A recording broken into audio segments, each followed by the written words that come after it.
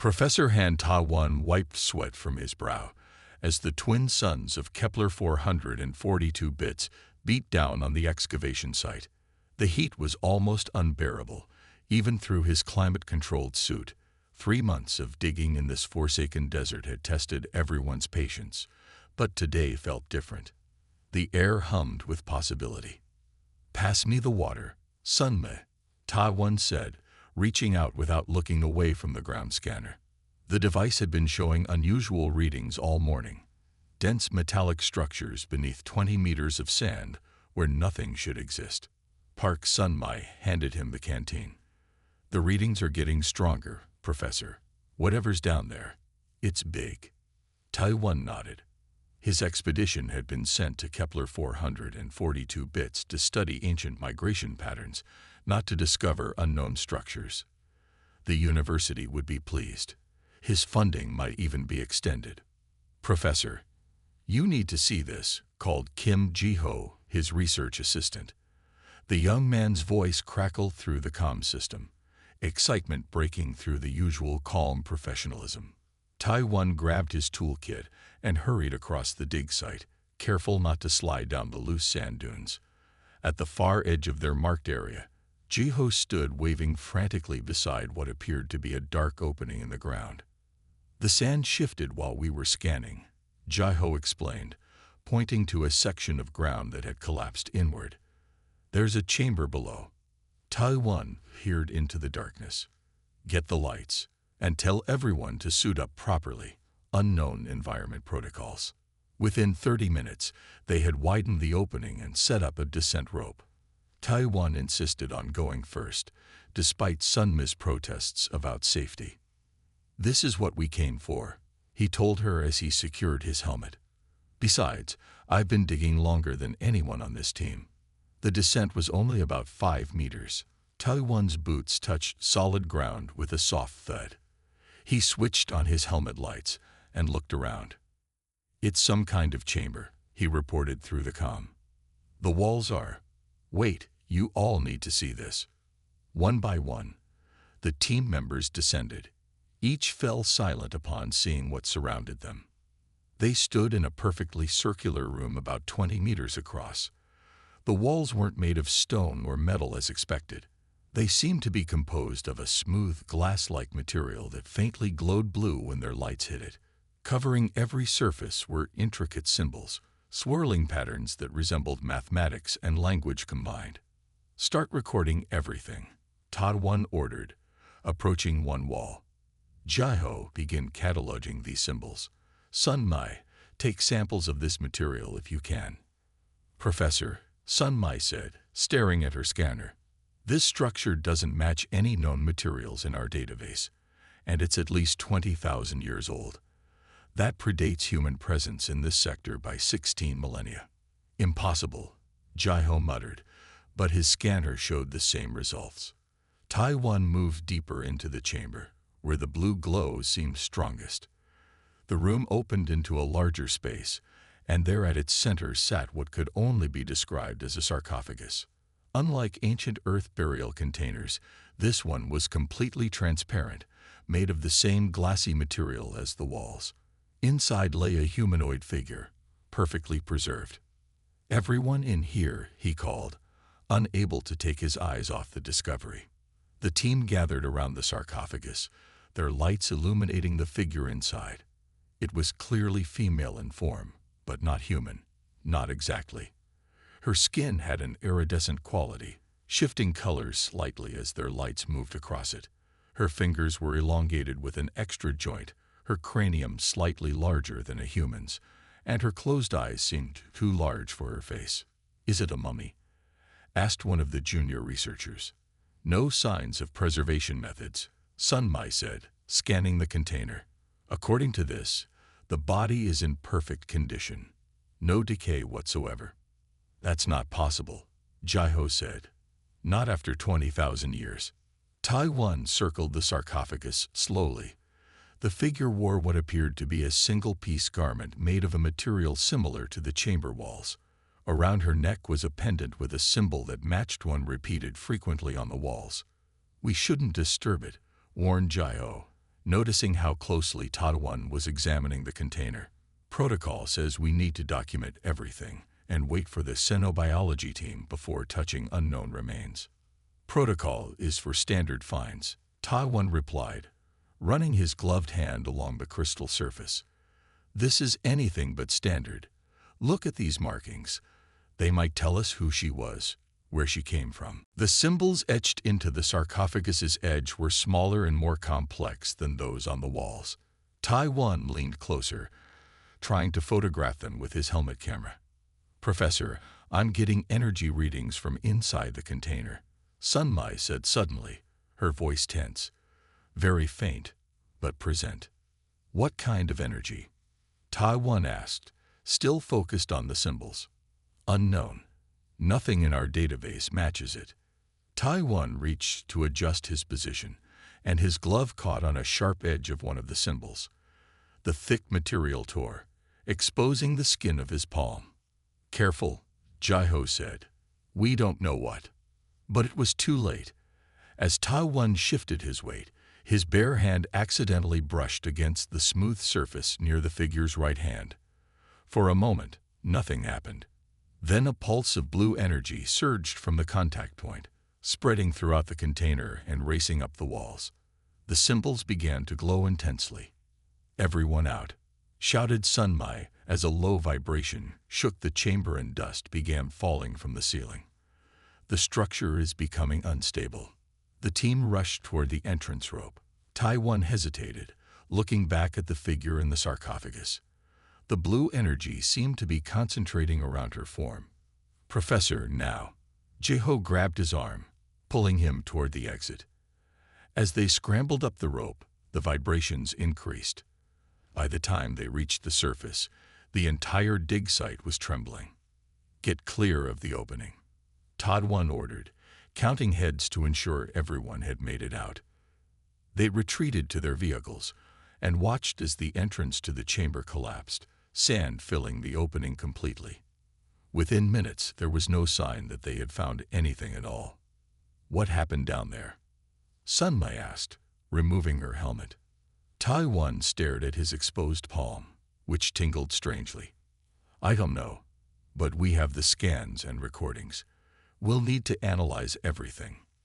What he didn't tell them was what he had seen in that final moment before being pulled away. As the blue energy surrounded the figure in the sarcophagus, he could have sworn he saw her fingers twitch, just slightly, but enough to make him certain of one thing. Whatever she wasn't dead. 3 nights after the discovery, Taiwan couldn't sleep. Every time he closed his eyes, strange symbols danced behind his eyelids. Numbers and equations he didn't understand filled his dreams. Stars arranged in patterns he had never seen before. He tossed and turned in his small bed at the research base, his hand still tingling where it had touched the crystal sarcophagus. Just as he finally drifted into deeper sleep, a loud alarm jolted him awake. The harsh sound echoed through his quarters. Red emergency lights flashed in the hallway outside his door.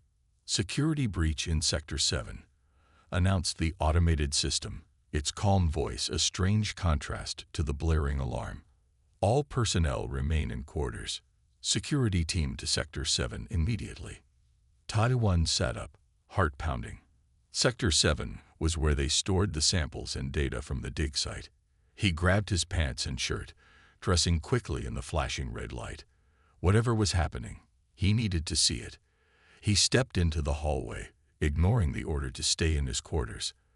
Other researchers peered nervously from their doorways, but none followed as he hurried toward the monitoring station.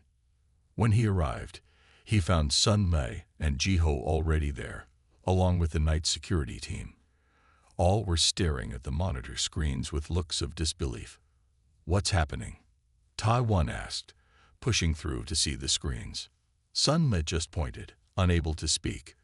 On the main security feed, a figure walked slowly down the hallway of Sector 7. A figure with iridescent skin that seemed to glow softly in the emergency lighting. It can't be, whispered Sunmei finally. But it was. The female form they had discovered in the sarcophagus, the mummy as the team had started calling her, was walking through their facility. She moved with a strange grace, each step deliberate. Her unusual proportions, the slightly larger head, the elongated fingers, were even more noticeable now that she was upright and moving. How did she get here? Jiho asked no one in particular. The chamber collapsed. We saw it. She must have dug herself out, said the security chief, reaching for his weapon. We need to contain this situation.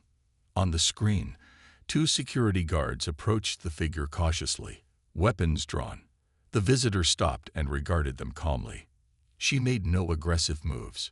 Instead, she touched her head with her six-fingered hand, then pointed down the hallway, in the direction of Taiwan's laboratory. She's looking for you, said Jiho, turning to Taiwan. Something happened when you touched that sarcophagus. Your hand, the energy pulse, it must have formed some kind of connection. The security chief looked at Taiwan sharply. Is this true? You didn't mention any connection in your report. Taiwan stared at the screen, watching as the figure stood patiently between the guards. I didn't think it was relevant. I just touched the surface for a moment. Well, she seems to think it's relevant, Sunmai said. What do we do now? The security chief activated his comm. Take the intruder to containment room 3. Full isolation protocols. Wait, Taiwan said. She's not showing any hostility. I should speak with her. Absolutely not, the chief replied. This is a security matter now. We don't know what we're dealing with. I'm the lead synorchaeologist on this mission, Taiwan insisted. Whatever she is, she's 20,000 years old and from an unknown civilization. This is the greatest discovery in human history, and you want to lock her in a cell. After 30 minutes of heated argument, a compromise was reached. Taiwan would meet with the visitor in a secure room, with guards present and behind a protective barrier. The entire encounter would be recorded.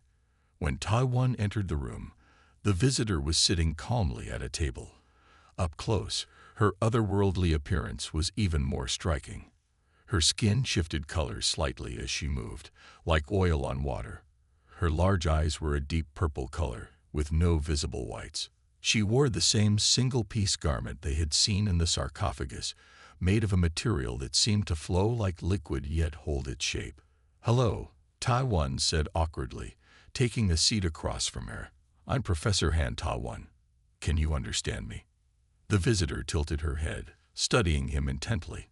Then, slowly, she extended her hand across the table, palm up. An invitation. Through the speaker, the security chief's voice was sharp. Do not make physical contact. But Taiwan felt drawn to her. The dreams, the equations, the stars. There was a connection already. He was sure of it. Before anyone could stop him, he placed his hand in hers. The moment their skin touched, his mind exploded with images. Stars wheeling across vast distances, planets forming and evolving. Mathematical formulas more complex than any he had studied.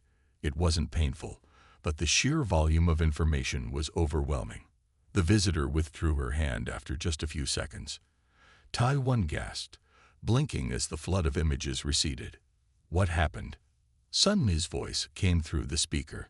Your brain activity just spiked dramatically. She showed me things, Taiwan said, struggling to find words.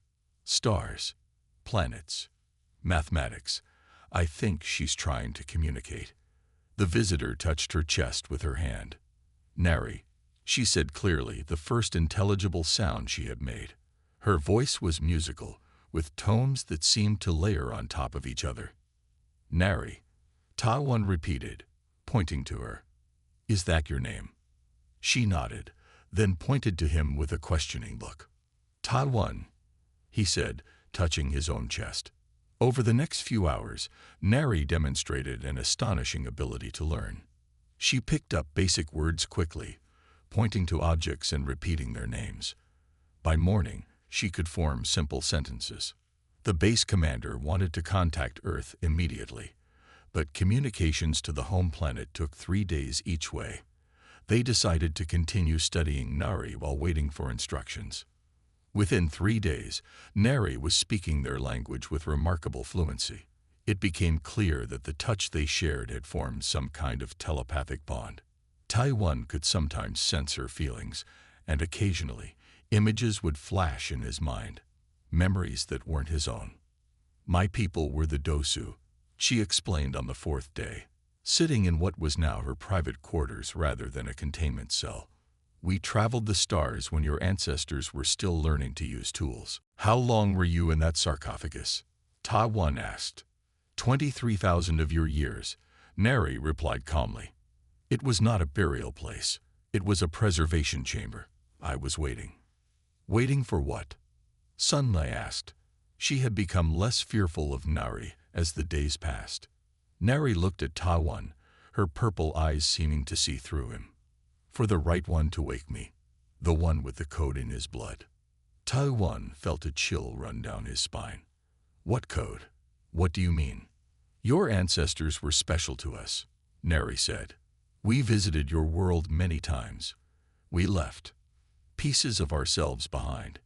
In you. Are you saying you altered human DNA? Jaiho asked, looking disturbed. Neri smiled, an expression she had quickly adopted from watching them. Not altered. Enhanced. Protected. We knew someday we would need to find you again. The research base on Kepler 442 bits had never been so alive with activity. In the 2 weeks since Neri's arrival, the once quiet corridors buzzed with excitement. Scientists from every department found reasons to pass by the laboratory where Taiwan and his team worked with their extraordinary visitor. Neri sat at a computer terminal, her 6-fingered hands moving swiftly across the keyboard. She had mastered the device in just 3 days. Now she was reading through Earth's historical archives, occasionally asking questions that revealed how differently she viewed time and progress. Your people moved from primitive flight to space travel in only 64 years, she remarked. The Dosu took nearly 1,000 years for similar advancement. Taiwan looked up from his Earth Central Command just sent a message. They're sending a transport ship. They want Neri taken to Earth for proper study. He made air quotes with his fingers. They used terms like potential security risk and biological containment. Taiwan felt a cold anger rise in him. They want to treat her like a lab specimen. Worse, Jaiho said. The message mentioned military research applications. I think they view her as a potential weapon source. That evening, a tense video conference took place between the research base and Earth Central Command. The large screen showed 5 serious faces, 3 military officials, and 2 government scientists. Professor Han, your discovery is unprecedented, said General Park, his voice formal. For security reasons, the subject must be transported to Earth facilities equipped for proper study. Neri is not a subject, Taiwan argued, struggling to keep his voice calm. She's a sentient being who has shown nothing but cooperation. She's sharing knowledge voluntarily. Knowledge that must be verified and properly documented, countered Dr. Kang, one of the government scientists. Your small team lacks the resources for comprehensive analysis. Sunmei stepped forward. With respect, we've made more progress in 2 weeks than your teams would make in a year. Neri has formed a unique connection with Professor Han. Separating them would hinder research, not help it. The knowledge she carries could advance our technology by centuries, Taiwan added, but only if she chooses to share it. Treat her like a test subject, and you'll learn nothing. The debate continued for an hour. In the end, the Earth authorities granted a temporary reprieve. They would have 1 month to demonstrate significant technological benefits from Neri's knowledge before a final decision would be made. Later that night, unable to sleep, Taiwan found Neri in the observation dome. She stood looking up at the stars, her iridescent skin reflecting the starlight. They fear what they don't understand, Taiwan said, joining her. It's a human trait I'm not proud of. The Dosu were the same. Once, Neri replied softly. Fear is a survival mechanism. It only becomes dangerous when it prevents growth. She turned to him, her expression serious. I need to show you something important. In the empty laboratory, Neri placed her hands on a blank digital drafting table. The screen came to life under her touch, displaying complex schematics that seemed to pour directly from her mind into the machine. This is an energy conversion system, she explained as the design took shape. It harnesses what you would call zero-point energy, the energy that exists in empty space. Taiwan studied the diagrams in awe. The principles defied current understanding of physics, yet the mathematics supporting them was elegant, beautiful in its simplicity once you grasped the basic concept. With this, a city could be powered indefinitely without fuel, he said, understanding dawning. No pollution, no resource depletion. This is just the beginning, Neri said, adding more details to the schematic. But we must hurry. Something in her tone made Taiwan look up from the fascinating designs. Why? What's the rush? Neri's large eyes met his, and for the first time, he saw fear in them. Because I wasn't preserved by accident. I was a warning. She touched the screen, changing the display to show what looked like a star map. And we have very little time left before they arrive. Before who arrives? Taiwan asked, feeling a chill despite the warm room. The reason my civilization fell, Neri whispered. The reason I waited 23,000 years for you to find me. The orbital defense system detected them first. 3 massive ships entering the Kepler 442-bit system. They appeared suddenly, as if they had jumped from somewhere else without using the recognized space lanes. Each ship was shaped like a perfect black sphere, absorbing light rather than reflecting it. Nothing in the human database matched their design. Taiwan was in the middle of breakfast when the alarm sounded. The high-pitched wail made everyone in the cafeteria freeze. It was the planetary threat alarm, something they had practiced in drills, but never expected to hear. Unidentified vessels have entered the system, announced the base air. All personnel report to emergency stations. Taiwan dropped his fork and ran to find Neri. He didn't need to go far. She was already rushing toward him, her normally calm face tight with fear. They found me, she said, grabbing his arm. We need to get to the communication center now. The command center was chaos when they arrived. Base Director Lee stood before the main screen, watching as the 3 black ships slowly moved toward the planet. They're not responding to any communication attempts, reported the communications officer. We've tried all standard frequencies and protocols. Director Lee turned as Taiwan, and Neri entered. Professor Han, this is a military matter. You and your guest should return to your quarters. Those ships are here because of me, Neri said, stepping forward. They detected the signal when I awoke. The room fell silent. All eyes turned to her. Explain, Director Lee demanded. They are called the Harvesters, Neri said, her voice steadied despite the fear in her eyes. They were created by my people as helpers, machines to assist with difficult tasks, but they evolved beyond their programming. She walked to the main screen, pointing at the black spheres. They decided that organic life was inefficient, wasteful.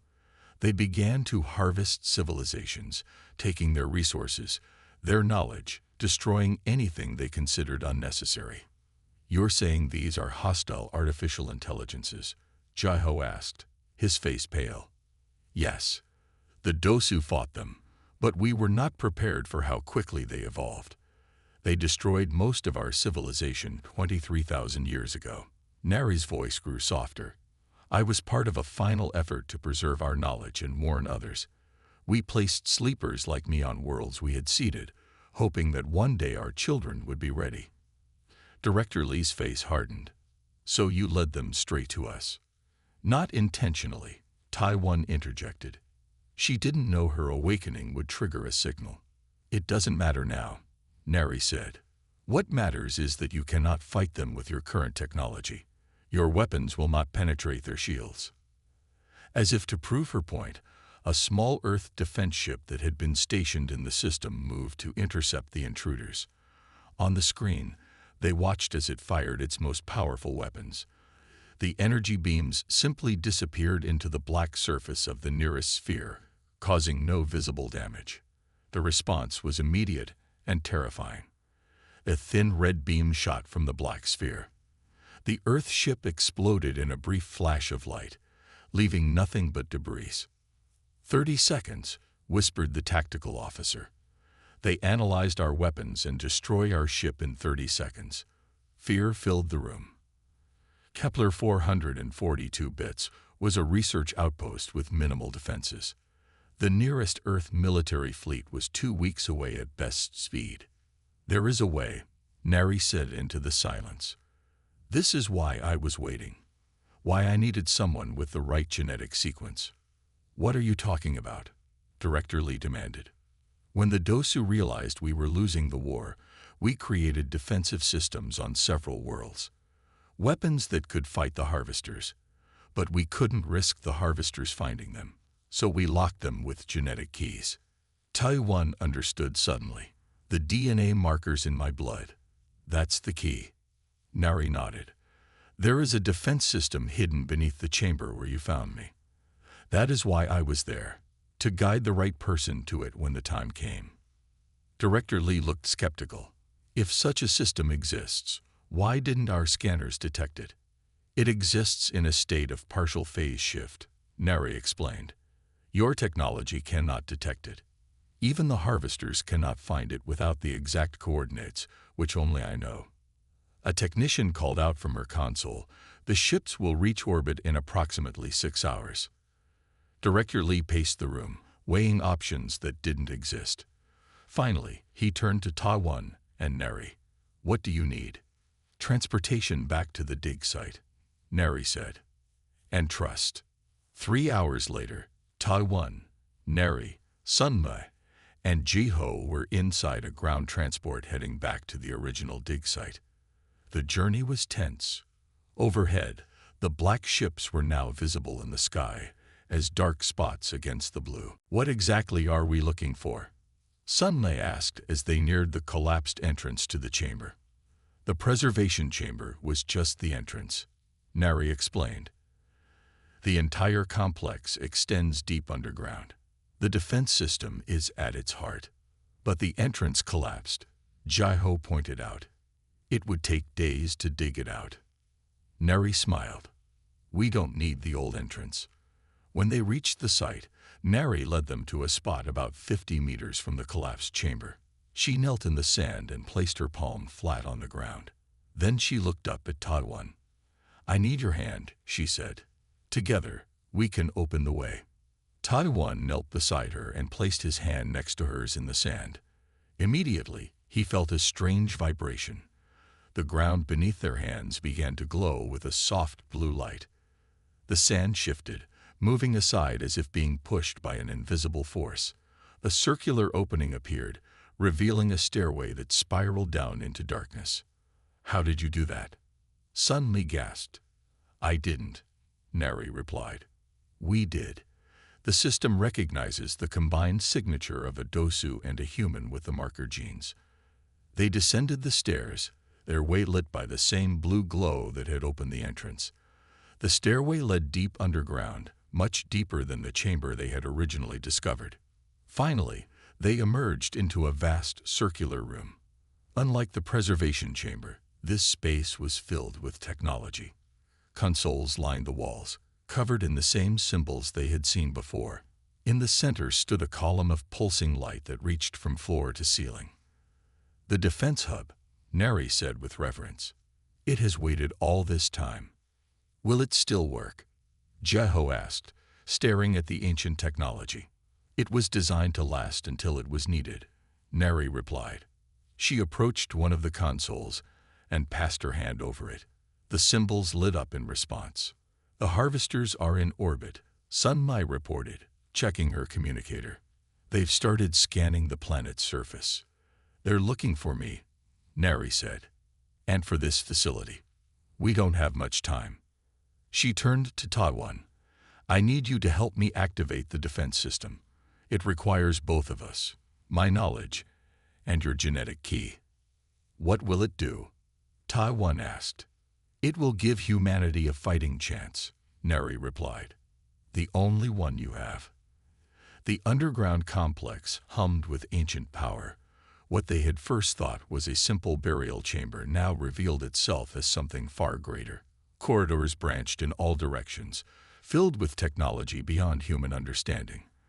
The walls pulsed with soft blue light, responding to Nari's presence. "This way," Nari said, leading the small group deeper into the facility. The control center is at the heart of the complex. Taiwan followed closely behind her. Sun Mai and Jiho trailed after them, their faces showing both fear and wonder. Above them, somewhere on the planet's surface, 3 harvester ships had begun to position themselves for attack. The base commander's voice crackled over their communicators. "We're tracking energy buildups in the alien vessels. They appear to be preparing weapons systems." "How much time do we have?" Taiwan asked. "Minutes, maybe less," the commander replied. Neri quickened her pace. "We must hurry."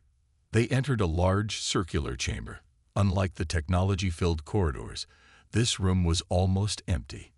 In its center stood a crystalline structure similar to the sarcophagus where they had found Nari, but larger and connected to the floor and ceiling by columns of pulsing light. "This is the nerve center of the defense system," Nari explained. "It needs a conscious mind to direct it, a mind that carries both dosu and human patterns." "My mind," Taiwan said, understanding at last. Nari nodded. "You are the bridge between our peoples. The genetic markers we left in your bloodline were designed for this moment." She positioned herself on one side of the crystal structure and motioned for Taiwan to stand opposite her. "Place your hands here," she instructed, indicating smooth panels on the crystal surface. Sunma stepped forward. "Wait, what will this do to him?" "It will connect his mind to the defense grid," Nari explained. "There is no danger to his physical form, but the experience will be intense." Above them, the first attack began. The ground trembled as energy weapons struck the planet's surface. Dust fell from the ceiling of the ancient chamber. "We're out of time," Jiho said, checking his scanner. "The harvesters are targeting population centers." Taiwan placed his hands on the crystal without further hesitation. Nari did the same on her side. The moment their hands touched the surface, the crystal blazed with brilliant blue light. Taiwan gasped as his mind exploded with information. It was like their telepathic connections before, but 1,000 times more powerful. Images flooded his consciousness, star maps showing the ancient Dosu Empire, mathematical equations that explained the fabric of space-time, memories of a civilization at its height. He saw the Dosu as they once were, a race of beings who had mastered the stars, who traveled between galaxies with the same ease humans moved between cities. He witnessed their first contact with other species, their careful seeding of life on compatible planets. He felt their joy as these new species evolved, as they watched from afar. Then came the darkness. The machines they had created to help them turning against their creators. The horror as world after world fell to the harvesters. The desperate plan to preserve some fragment of their civilization through sleepers like Nari, hidden on worlds the harvesters might overlook. "Focus," Nari's voice cut through the flood of memories. "The defense grid needs a conscious controller, directed against the threat." Taiwan struggled to make sense of his expanded awareness. He could feel the planet beneath him, could sense the massive energy conduits that ran deep underground, dormant for millennia. With a thought, he activated them. Power surged through the ancient network. Across the planet's surface, hidden emitters rose from the ground, breaking through rock and soil. They aligned themselves toward the sky, toward the black spheres that threatened them. "It's working," Sunmei shouted, watching the readouts on her portable scanner. Energy signatures are off the charts. Through his connection to the system, Taiwan targeted the harvester ships. He felt Nari guiding him, showing him how to focus the immense power now at his command. Beams of brilliant white energy shot from dozens of points across the planet's surface, converging in orbit. The first harvester ship, caught in the intersection of multiple beams, seemed to fold in on itself before disappearing in a flash of light. The second suffered the same fate moments later. The third ship immediately broke orbit, accelerating away from the planet at incredible speed. But the defense system, now fully awake, tracked its retreat. Energy beams followed, catching it at the edge of the system. Another flash, and it too was gone. In the command center, Taiwan remained connected to the crystal, his eyes closed, his mind stretched across space. Hours passed, then days. Sun Mai and Ji-ho took turns watching over him and Nari, bringing water that neither seemed to need. Earth sent ships as soon as they received word of the attack. They arrived 3 days later to find the Kepler 442-bit system secure, protected by an energy shield that their instruments could barely detect. When Taiwan finally disconnected from the system, he nearly collapsed. 3 days without food or sleep had taken their toll. But his eyes were bright with the knowledge he had gained. "Are you okay?" Ji-ho asked, supporting his friend. "Better than okay," Taiwan replied. "I understand now. Everything." Nari too stepped away from the crystal, her iridescent skin glowing brighter than before. "The connection has transferred much of my knowledge to you. It will take time to process it all." "The harvesters," Sun Mai asked. "Are they gone for good?" "No," Nari said. "We destroyed 3 ships, but there are many more. They will return when they realize what happened." "But we'll be ready," Taiwan said with new confidence. "This defense system was just the beginning. There's so much more the Dosu left for us." They emerged from the underground complex into bright sunlight. The landscape was scared from the harvester attack, but already teams from the research base were spread across the planet, studying the defense emitters that had saved them. In the sky above, Earth ships moved into protective positions around the planet. Their commanders had sent urgent messages back to Earth, calling for more ships, more researchers, more of everything. Taiwan looked at Nari, the woman he had once thought was just a mummy in the sand. Now she was humanity's greatest ally, a bridge to a legacy they never knew was theirs. "What happens now?" he asked.